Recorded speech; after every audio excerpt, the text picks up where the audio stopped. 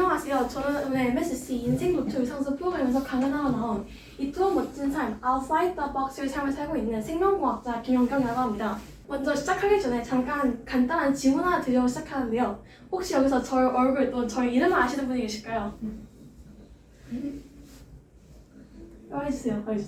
김연경. 네, 맞습니다. 저는 김연경이라는 생명과학자인데요. 실제로 많은 사람들은 저를 모르고 저 얼굴을 모르는 경우가 많습니다. 혹시 여기서 그럼 에스파를 아시는 분 누구 있으실까요? 네, 최근에 에스파 히트곡 중에서 슈퍼노바라는 곡이 있었는데요. 저는 이 슈퍼노바라는 노래를 들으면서 한 구절이 귀에 꽂혔습니다. 바로 Bring the light of a dying star 이 부분이었는데요. 슈퍼노바라는 것을 한국어로 해석을 한다면 초신성의 폭발을 의미합니다. 초신성 폭발이란 간단하게 설명하자면 어떤 별이, 질량이 큰 별이 나이가 들어가면서 에너지를 만들지 못할 때 중력의 힘을 견디지 못하고 찌어지는 현상을 말하는데요. 이때 이것은 태양의 몇십 배보다 더 밝은 빛이 냅니다. 아마도 에스파는 이 현상에 이 Bring the light of a dying star이라는 말이 빗대어서 말한 것이겠죠. 사람들, 저 포함 모든 사람들은 어떨 때는 하늘에 밝게 빛나는 별이길 원하고 끝이 맺을 때는 슈퍼노바 같은 장연한 끝을 맺기 원합니다. 여기 계신 여러분들도 모두 자신의 슈퍼노바를 위해서 노력하시는 분들이라 생각되는데요. 오늘은 제가 인생의 선배, 상수로서 저의 슈퍼노바 속으로 여러분들을 한번 데려가 보도록 하겠습니다. 제가 아까 처음 했던 질문 기억하시나요? 제가 누군지에 대해서 물어본 질문이었는데 혹시 모르시는 분들이 계시다면 아빠 어깨 너머 또는 TV에서 연합뉴스가 돌아가고 있을 때 최초의 암 백신 개발자, HPV 백신 개발자, 그리고 생리의학상, 노벨 생리의학상 한국계 최초 수상자 보신 적 있나요? 네, 모든 그런 성공 영화의 주연은 바로 저였는데요. 저는 이제 마침내 과학을 할 줄 알게 된 39.254의 생애 동안 전명한 생명과학자로 저를 정의하고 싶습니다. 저는 여러 가지 성과를 내서 사람들에게 존경도 받고 명예도 받고 사람들로부터 인정을 받고 있는데요. 사람들은 저의 연구도 주목하지만 저의 삶의 방식, 즉 요로로도 주목합니다. 요로란 you only live once, 즉 당신은 한 번밖에 살지 못한다는 의미하는데요. 전 연구를 하면서도 틈새에서 많은 것을 경험하고 알고 느낄 수 있도록 다양한 지역을 돌아다니면서 여행을 하고 이걸 저 연구에 반영해서 더 창의적인 성과를 내기도 합니다. 이렇게 자율적이고 자유분방한 성격 때문에 저는 과학이라는 학문에 로빈슨 크루소라는 별명으로 불리죠. 제가 강연을 할 때 사람들이 가장 많이 질문하는 점은 과학 당신의 뮤즈, 영감이 되었던 것은 무엇이냐입니다. 저는 100번 중 9번은 그럼 이 책에 대답할 것입니다. 이토록 재밌는 진화와 유전 이야기인데요. 이 책은 찰스 다윈의 진화론부터 시작해서 왓슨과 크릭의 이중나선 구조 발견까지 이끌어나감으로써 저에게 초등학생 때 생명과학에 대한 전반적인 지식을 알게 해주었습니다. 이런 지식은 현재의 저를 만들어 주었고요. 또한 이 책에서 저는 맨델, 완두콩 연구로 유명한 맨델을 알게 되었습니다. 맨델은 죽기 전에 이런 말을 남겼죠. 언젠간 자신의 연구의 가치가 인정받는 날이 올 것이라는 말을 남겼는데요. 저는 맨델이 이런 말을 한 게 저에 굉장히 인상 깊었습니다. 그 당시에 저는 제가 무엇을 해도 남들이 인정하지 않아주고 남들이 칭찬하지 않아주면 굉장히 갈대같이 흔들리는 성향이었는데 맨델이 아무도 인정하지 않아도 자신의 연구를 꿋꿋이 해나가고 또 정확한 결과를 내서 정확한 연구에 노출하고 또 이를 통해서 현대 유전학의 아버지라고 불리는 것에 영감을 받았습니다. 저도 언젠가 이렇게 자신의 의견, 나의 의견을 확실하게 주장하고 남의 시대에 불구하지 않고 정확한 자료, 연구 조사를 한다면 언젠간 현대 생명공학의 아버지라 불릴 수 있길 기대하기 때문입니다. 또한 이 책에서 제가 인상 깊게 읽은 부분 하나 더 있는데요. 바로 이 책의 끝부분, 즉 생명과학의 윤리적 부분입니다. 생명과학은 특히 생명과 직결되어 있기 때문에 어떻게 쓰느냐가 매우 중요한데요. 만약에 이런 생명과학 분야가 잘못된 곳에 쓰여서 악용이 되거나 전쟁 같은 데에 쓰인다면 오히려 이론보다 나쁜 영향을 끌 수 있습니다. 이 책은 이렇게 생명과학 분야가 사회적 문제 해결에 쓰이는 방법을 알려주면서 저에게 과학자로서 중요한 사명감을 깨닫게 해주었습니다. 그리고 제가 강연할 때 사람들이 주로 많이 하는 질문이 당신의 삶은 어떤가요? 돈을 많이 버는 생활하고 계신가요? 명예가 많나요? 고민을 하나요? 이런 질문을 많이 하시는데요.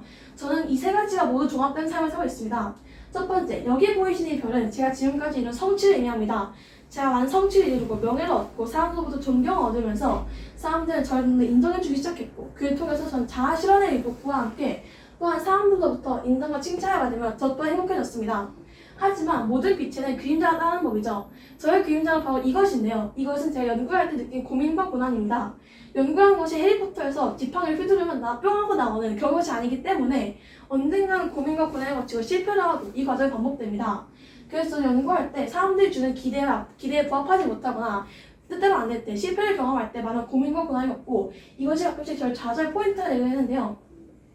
이렇게 딜레마적 상황 속에서 그 갈등이 가중될 때, 마음속에 있던 대립이 가중될 때 저는 그릿, 즉 결단력과 인내심을 기르게 되었습니다.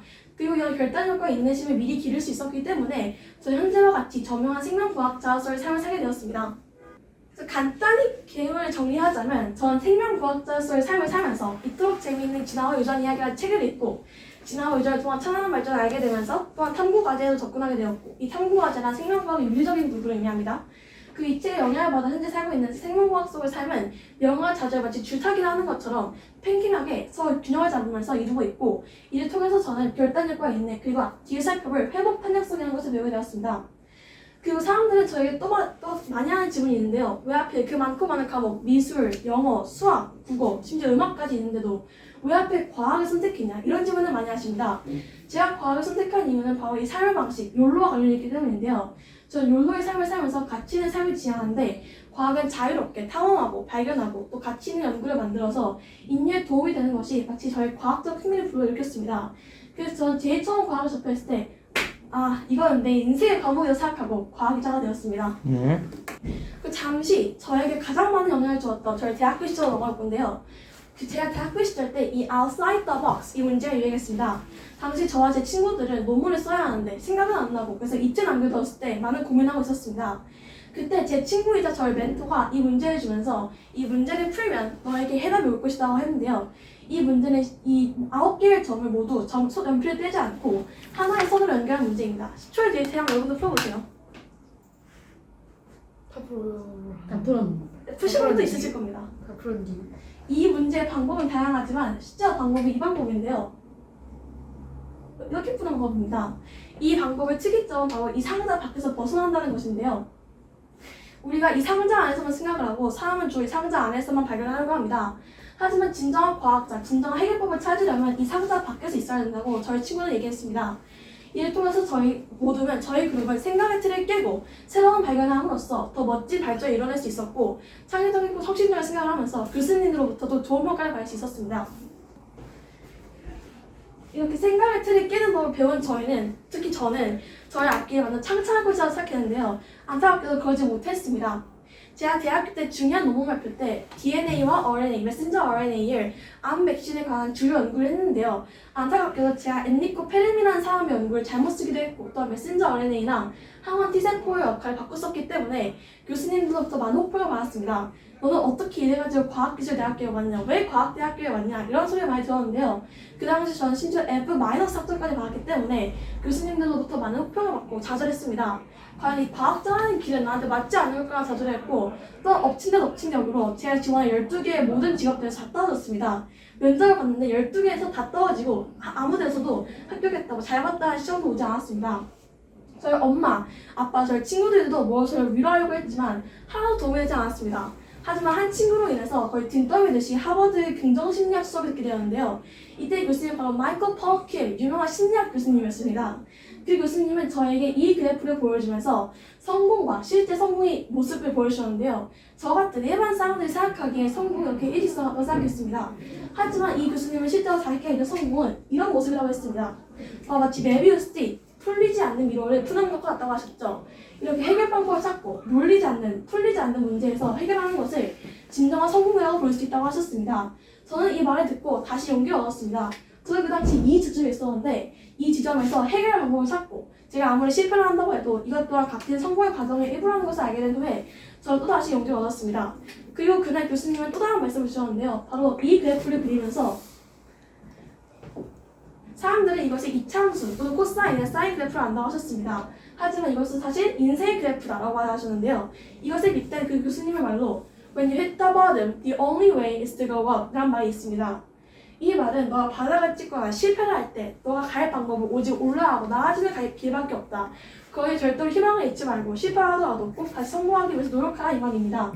저는 이런 경험 없고 이런 교수님으로부터 강의를 들으면서 내가 아무리 실패를 해도 내가 갈 길 오직 위, 나아지는 방법밖에 없구나. 나는 교훈을 얻으면서 결국에 다음 학기에 논문으로부터 A+ 성적을 받고 제가 지망하던 대학원 또는 제가 지망하던 직업에서 합격 통지서를 받을 수 있었습니다. 이 교수님의 이 성공에 대한 강의와 이 인생 그래프 When you hit the bottom, the only way is to go up 이런 말이 없었다면 저는 아마 계속 이 세트를 있었을지도 모르겠네요. 이 좌절하고 포기한 성들이 있었으면 저는 여태껏 생명과학자가 되지 못했을 겁니다. 네. 자, 그럼 이제 여러분들의 차례인데요.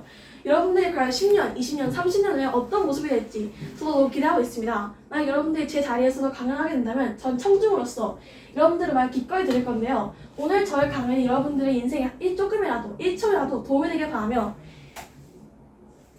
이상으로 발표를 마치겠습니다. 감사합니다. 네, 잘 들었습니다. 네. 안녕하세요. 저는 오늘 제 인생에 대해 강연할 한예준입니다.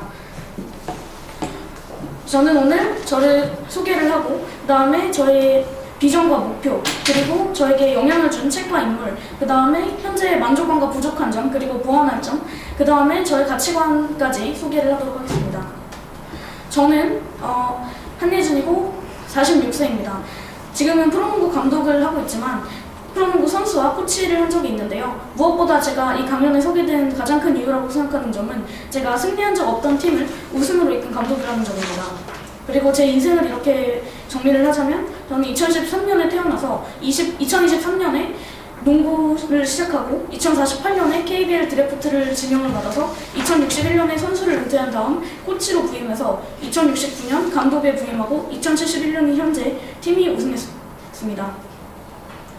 그리고 제가 스포츠 감독으로서 스포츠의 긍정적 영향에 대해 말씀을 드릴 건데 먼저 열정입니다. 스포츠를 하거나 볼 때 삶에 대한 열정이 생길 수 있고요.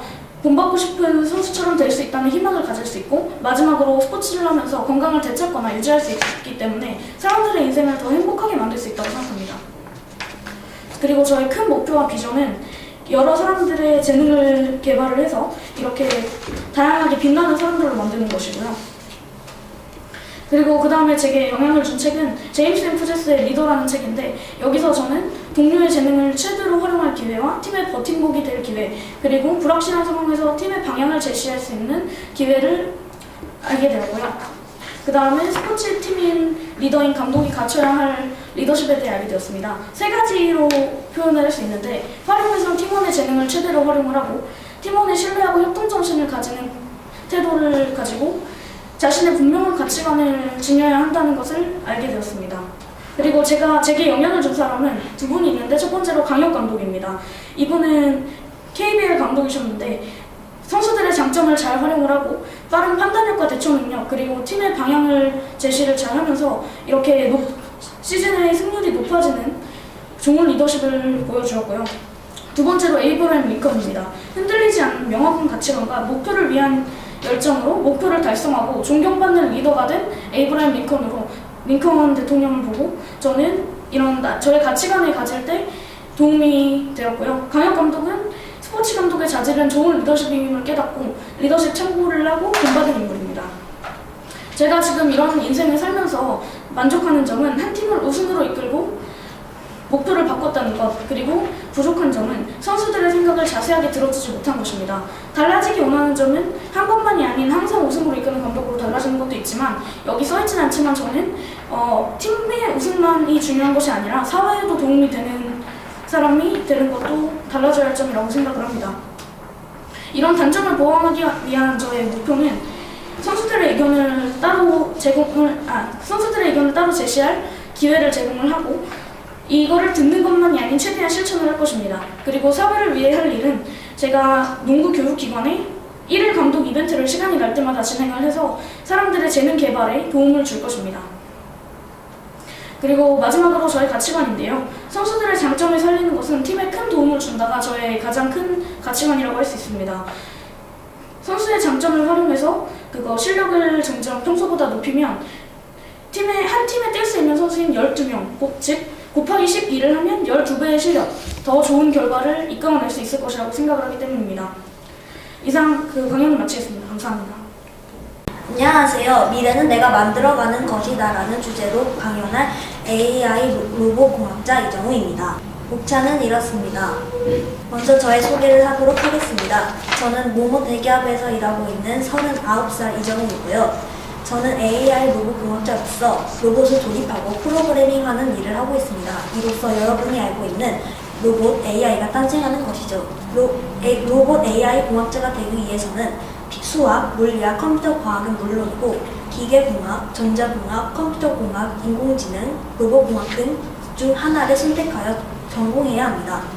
저의 발명품은 D2라는 집안의 도우미 로봇이라는 것이 있는데요. 이 부분에 대해서는 뒤편에 설명해 드리도록 하겠습니다.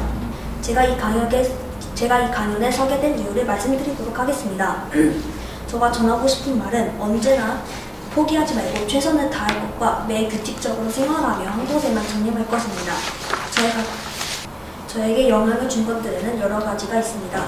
먼저 책은 로봇과 인공지능이라는 책입니다. 이 부분도 자세한 설명 뒤에서 해드리겠습니다. 그리고 인물로는 엄마 그리고 발명 선생님입니다. 어머니에 대한 얘기도 조금 뒤에 설명해 드리도록 하겠고, 발명 선생님은 제가 초5 때 발명교육센터를 다니면서 코딩과 조회작을 이제 융합한 수업을 한 적이 있었는데요. 그 선생님의 그 가치관을 본받아서 이 직업에 한 길을 열 수 있었습니다. 경험으로는 저희 아버지께서 회사 프로그램으로서 저에게 파이썬이라는 코딩을 가르쳐 주신 적이 있습니다. 그때 코딩에 대한 첫 발을 내디딜 수 있게 되었습니다. 제가 이 직업의 길을 걸을 수 있었던 건 또 다른 이유가 있었습니다. 먼저 초4 때 저희 어머니께서 스타일러 위에서 먼지를 닦다가 의자 위에서 떨어지셔서 병원에 몇 주 동안 입원한 적이 있으셨습니다. 이때 구석구석 청소해주는 로봇을 만들어야겠다고 생각했고, 그래서 로봇공학자가 되어야겠다고 생각이 되었습니다. 그 다음은 영향을 받은 책입니다. 책 로봇과 인공지능을 읽고 4차 산업혁명이 일어나는 가운데 제가 이러한 직업을 가져야겠다는 생각이 들었습니다. 다음은 저의 비전입니다. 로봇공학자로서 저의 비전은 로봇을 만들면서 실생활에 도움이 되고 친환경적이며 누구나 이용 가능하게 만드는 것이었습니다. 이런 과정을 거쳐 연구와 발명을 해서 만들어진 것이 D2라는 아까 말씀드렸던 로봇입니다. D2는 친환경 소재를 사용하여 환경 보호가 가능하고 작고 소음이 작아 가정에서 편리하게 이용할 수 있습니다. 그리고 날아다니면서 가구 위의 먼지를 청소하는 것이 강점이라고 할 수 있습니다. 이 D2가 세상에 미친 긍정적인 영향은 먼지를 제거해 줌으로써 사람들의 기관지에 좋고 일상생활에 이제 더욱더 여유로움을 가질 수 있는 것이 세상에 긍정적인 미친 영향입니다. 제가 이 AI 로봇 공학자로 살면서 만족감을 느낀 점과 부족한 점을 느낀 점을 설명해 드리겠습니다.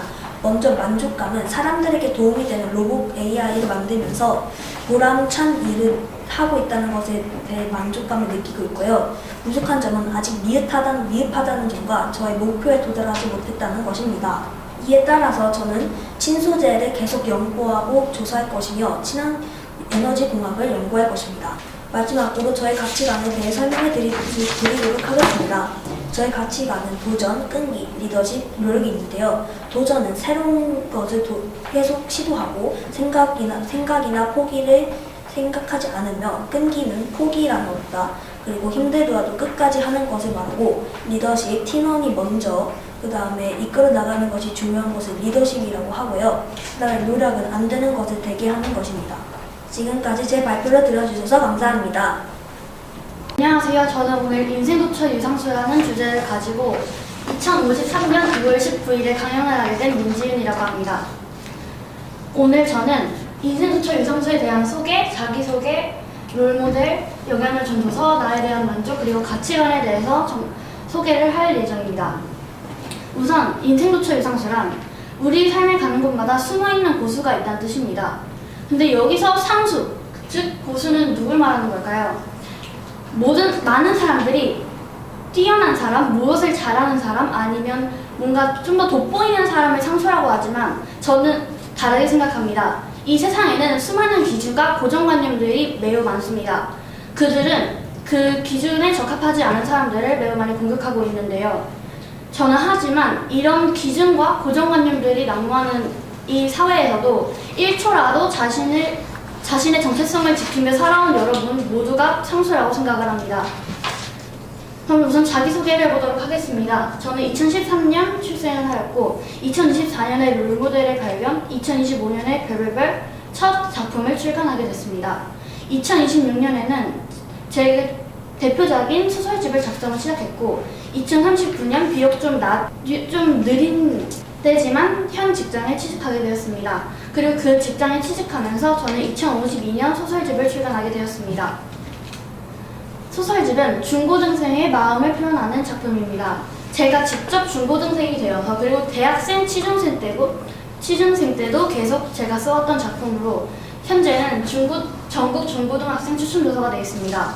그리고 별별별은 초등학교 6학년 때 도서부 사서 선생님께 제안을 받아 별난 아이들의 별처럼 빛나는 이야기라는 제목으로 이 책을 쓰게 되었습니다. 이 이야기는 꿈에 도전하는 아이들의 이야기입니다. 저는 필명 유니크 13으로 더 유명해졌을 텐데요. 이 필명은 제가 이 유니크란 말을 되게 좋아하기도 하고 제가 이 별별별에 나오는 그 별난 아이여서 더 인상 깊은 말이 되었던 것 같습니다.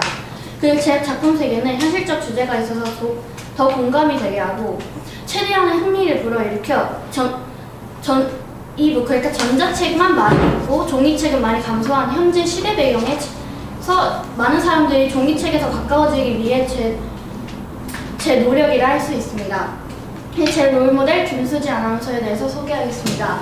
아나운서로는 2024년 5월 평일 MBC 뉴스데스크에서 감성적인 클로징 멘트로 유명해졌습니다.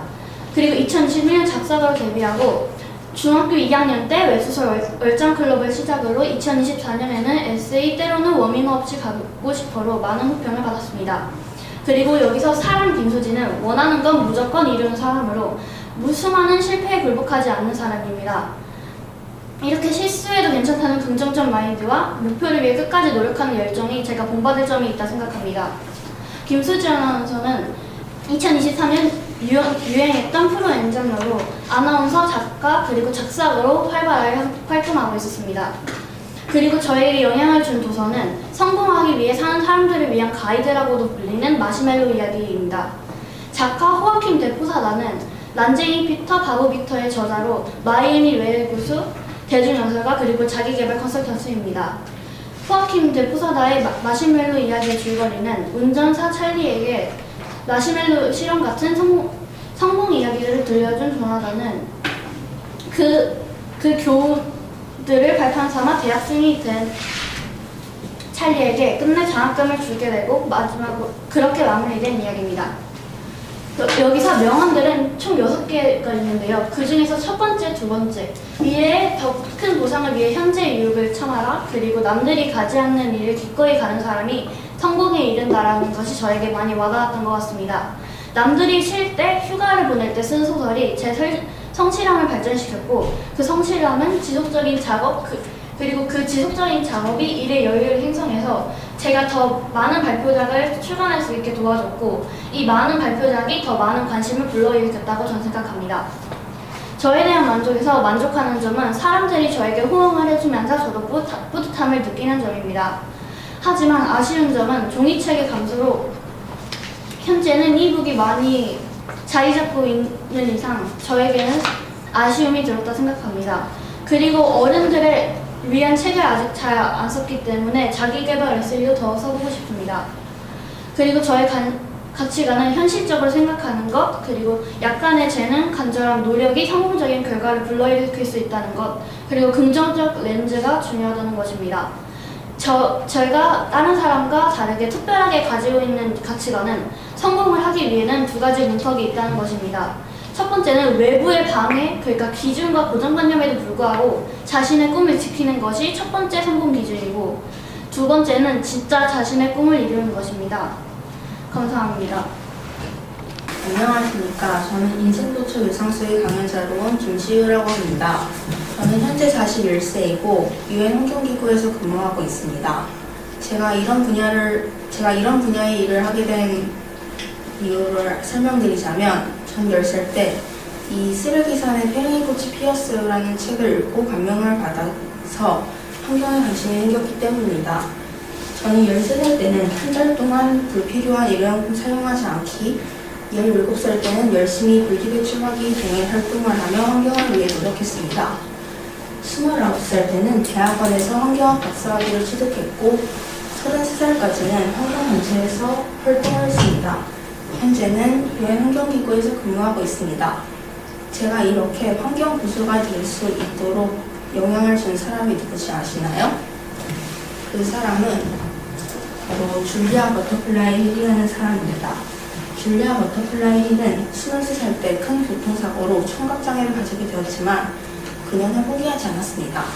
1년 후 어느 날 한 벌목회사가 어떤 숲을 벌목을 한다고 하자 줄리아는 그 즉시 숲으로 들어가 벌목회사가 벌목을 수수하도록 숲의 높은 나무 위에 집을 짓고 2년 동안 혼자 살았습니다. 그녀 덕분에 그 벌목회사는 벌목을 수수할 수밖에 없었고 숲은 잘 보존되었습니다. 줄리아 버터플라이 힐은 평범한 사람이었지만 환경에 대한 애정과 노력으로 숲을 지킬 수 있었습니다. 저는 지금 유엔 환경기구에서 미세먼지 없애기, 멸종위기 동물 보호하기, 지구온난화 의속도 늦추기 등의 방법을 연구하고 있습니다. 또 저는 환경보호를 위한 국제협력을 도모하고 있습니다. 저는 지금이 저에게 만족합니다.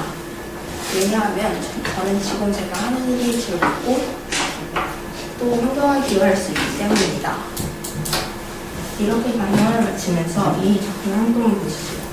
이 작품은 제가 어렸을 적 미국여행 때 어떤 공인들이라는 작품인데요. 한국 작가의 작품이 미국에 전시되어 있어서 특별한 마음으로 관찰했습니다.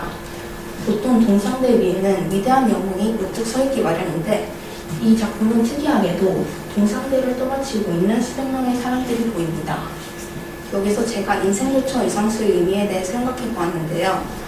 이 세상은 주목받는 영웅들만이 아닌 평범한 우리들이 이끌어가는 것이며 평범한 사람들이 각자의 자리에서 자신의 역할을 충실히 하면서 고수의 모습을 보임으로써 세상의 발전하는 의미라는 것을 알 수 있었습니다. 저와 여러분은 평범하면서도 매우 특별한 세상을 이끌어가는 고수이자 주역입니다. 이상입니다. 안녕하세요. 발표자 강민서입니다. 지금부터 제 프레젠테이션 10년 후의 나를 시작하도록 하겠습니다. 나의 직업 상수의 먼저 소개하도록 하겠습니다. 제 이름은 강민서, 나이는 만 22세입니다. 직업이나 취미는 글이나 시를 쓰면서 동물동반 카페에서 그림을 그리고 문학적 활동을 하는 것입니다. 제 업적은 최연소로 뉴베리 계열 작가가 된 것입니다. 제가 특정 분야의 상수인 면은 문학에 관심이 많고 어린 나이부터 노력해 목표 달성에 성공한 것입니다. 저는 제가 원하는 목표가 있다면 노력해서 이뤄낼 수 있는 사람이라고 생각합니다. 참고로 제 학력은 중앙대학교 문학과입니다. 제가 상수가 되기까지의 과정을 설명드리도록 하겠습니다. 먼저 15세 때 온라인 AI 글쓰기 대회 전국 2사권에 들었습니다. 저는 이 대회 진출을 위해 일주일에 15번씩 시 글쓰기 연습을 하고 부모님 사업차, 각국을 다니며 다양한 문화를 체험했습니다. 제가 17세 때는 아시아 청소년 토론대회 3위를 담당했고 토론 준비, 읽는 자료 수집을 위해 담당 선생님과 하루 3시간씩 준비를 했습니다. 제가 18세, 21세 때는 하루에 조금씩 글을 쓰며 뉴베리에 제출할 원고, 초고를 준비했습니다. 대략 300쪽 분량의 글을 완성하고 싶었기 때문에 제가 동물을 좋아하는 점으로서 애견 카페, 동물 동반 카페에서 글을 썼습니다. 저에게 영향을 준 책은 데미안의 저자는 해리만 헤세입니다. 주인공 에밀 싱클레어에게는 두 가지의 세계가 있었는데요. 첫 번째는 부모님의 품인 유토피아적 세계였고 두 번째 세계는 현실적 세계였습니다. 첫 번째 유토피아 세계에는 안심할 수 있는 선의 세계였고 세계의 주요 인물은 싱클레어의 가족, 누나, 아버지, 어머니였습니다. 싱클레어의 인생은 가족과의 선의 세계에서 살다 프란츠 크루머라는 인물을 만나 서서히 무너지고 있던 삶을 데미안과의 만남으로 다시 끌어올린 것으로 추정됩니다. 현실적 세계에는 위험하고 어두운 악의 세계이고요. 세계의 주요 인물은 프란츠 크루머입니다. 싱클레어의 마음속에서는 선과 악이 대립되고 있었던 것으로 생각되고요. 싱클레어와 큰 연관이 있던 사람은 데미안입니다. 데미안은 싱클레어의 동생 친구이고 소년과 주 얼굴 소유자입니다. 프란츠 크루머가 싱클레어에게 나쁜 영향을 주고 있을 때 데미안이 그를 구제해 주었습니다. 다음으로는 저의 상수로서의 만족과 부족감에 대해 말씀드리도록 하겠습니다. 제가 만족하는 부분은 제가 진정 하고 싶은 일을 하면서 저를 행복하게 해주시는 분들과 함께 할 수 있어서 기쁘고 성취감을 느끼며 보람을 느끼며 하루하루를 살아가고 있습니다. 두 번째는 여행을 하며 새로운 세계의 배경을 구상하는 데 있어서 제 직업 만족도가 스스로 매우 높습니다. 하지만 제가 안타까워하는 저의 부족함으로는 작가라는 직업상 책을 구상하거나 초고를 작성할 때는 카페에서 사람 동물들과 함께할 수 있지만 직접 글을 쓰거나 원고를 작성할 때는 혼자서 조용한 곳에서 해야 하는 점에서 큰 고독감, 외로움을 느끼고 있습니다. 마지막으로 제 상수로서의 가치관을 말씀드리도록 하겠습니다. 제 가치관은 자아실현의 가치관입니다. 자아실현의 가치관이란 자신의 잠재력을 최대한 발휘하고 성장하며 발전하는 것을 추구하는 가치관입니다. 자아실현의 가치관을 실천하기 위해서는 부정적인 생각, 소극적인 생각 등을 줄여야 하고 삶의 목표가 뚜렷해야 합니다. 또한 무언가를 할 때 자신의 최대치를 보여주고 내가 할 수 있는 최선을 보여드려야 합니다. 마지막으로 자아실현의 가치관을 실천하기 위한 마지막 방법은 인생 비전을 갖고 목표를 이룬 날을 계획하며 사는 것입니다. 지금까지 제 발표를 들어주셔서 감사합니다. 시작해주세요. 안녕하십니까. 저는 어린이를 위한 길 정의의 시작을 발표할 판사 정의현입니다. 먼저 제가 발표할 강연의 주제는 인생부처 유산소입니다. 인생부처 유산소의 뜻은 인생의 발걸음이 닿는 곳 어디에나 나보다 한 수위 고수가 있다는 뜻입니다. 그리고 어떤 상황에도 겸손을 잃지 말아야 하며 다른 사람을 존중하는 마음으로 배우려는 자세를 갖추어야 한다는 속뜻이 있습니다. 이제 본격적으로 자기소개를 해보겠습니다. 안녕하십니까. 저는 판사 정의현입니다. 저는 이제 올해 57세로 오랫동안 판사의 길을 걸어왔습니다. 그동안 다양한 재판을 맡으며 경험을 쌓았고 항상 객관적인 판결로 정의로운 재판을 이어왔습니다. 현재는 주로 청소년 재판을 담당하고 있는데요. 강력한 범죄에는 그에 상응하는 강력한 처벌을 하며 어려운 소년범에게는 무조건 처벌하지 않고 반성할 수 있도록 돕고 교육하여 재범을 방지합니다. 저는 이런 어려운 아이들이 있다는 것을 깨닫고 2054년에 어려운 아이들을 돕는 백헌재단을 설립하였습니다. 저의 백헌재단을 더 자세하게 설명해보자면 백헌재단은 힘, 백, 법, 헌으로 올바르고 깨끗하게 아이들을 돕는다는 뜻입니다. 백헌재단은 주로 교육과 장학금 지원, 심리상담과 치료, 봉사활동을 주로 활동하고 있습니다. 이제 제가 2045년 처음으로 어려운 아이들이 있다는 것을 알게 된 재판을 말씀드리겠습니다. 한 청소년이 배고픔에 시달려 상습적으로 편의점에서 물, 식량 등을 절도했는데요. 제가 왜 이런 범죄를 일으켰는지 궁금해서 더 찾아보니 이 아이는 이 부모 간의 이혼 후 새어머니에게 학대, 방치, 방임을 등을 당했다고 밝혔습니다. 저는 이 아이의 행동이 새어머니의 방치, 학대에 시달려 배고픔에 못 이겨 절도를 억제할 수 없는 것을 강조하고 유죄를 내렸지만 처벌하지 않고 사회봉사와 심리상담으로 마음을 안정시키고 새어머니에게는 아이를 사랑할 수 있도록 가족 심리치료를 진행하였습니다. 이쯤 되면 저의 꿈의 시작이 궁금하실 텐데요. 저는 어릴 때부터 법교육에 참여하며 판사, 법에 관심이 있었습니다. 그리고 8살 부당한 재판 결과를 보게 되면서 본격적으로 판사의 꿈을 키워나갔는데요. 그 이후에도 다양한 법, 윤리 철학책, 교수님들 덕분에 이런 판사가 되었습니다. 이제 저에게 영향을 준 책을 발표할 차례인데요. 저에게 영향을 준 책은 어찌 이방이 사토리 치료입니다. 판사하면 논리, 윤리, 법은 빼놓을 수 없지요. 어찌 이방이 사토리 치료는 저에게 판사가 갖추어야 할 논리를 알려주었습니다. 예를 들어 논리의 종류, 변호사와 검사가 말하는 주장의 타당성을 판결하는 것 등을 알려주었습니다. 이제 저는 법학 공부를 해서 리트 시험에 합격하여 로스쿨에 입학하고 변호사 시험에 합격하여 판사 임용 시험에 합격하여 판사가 되었는데요. 제가 로스쿨에 들어갔을 때 상수인 대학 교수님의 조언이 가장 인상 깊었습니다. 판사는 한 사람의 운명을 결정하는 아주 중요한 직업이기에 뇌물 등 부당한 짓을 하지 말고 항상 객관적인 판단으로 정의로운 판사가 되라고 하셨습니다. 이는 저에게 판사의 책임감, 정의로운 판사를 꿈꾸게 해주셨습니다. 저는 이렇게 판사로 삶의 만족감은 많은 아이들이 지금이라도 좀 더 바르고 새 삶을 살게 되어 항상 만족감을 느끼고 있습니다. 그리고 제가 생각하는 가장 공정하고 정의로운 판결을 내려 세상이 점점 좋아지는 것이 기쁩니다. 이제 제가 해줄 조언만 남았습니다. 아이들이 우리 세상의 미래라는 것은 누구나 잘 알고 있을 것입니다. 그래서 어른들은 미래를 위해 아이들을 잘 이끌어주고 도와줘야 합니다. 만약 아이들이 잘못을 저질렀다고 해도 무조건 혼내기보다는 반성하는 것을 도와주고 올바른 길로 인도해줘야 됩니다. 만약 어른들이 조금이라도 더 아이들에게 사랑으로 대한다면 나중에는 지금보다 훨씬 정의롭고 행복한 세상이 될 수 있을 것이네요. 감사합니다.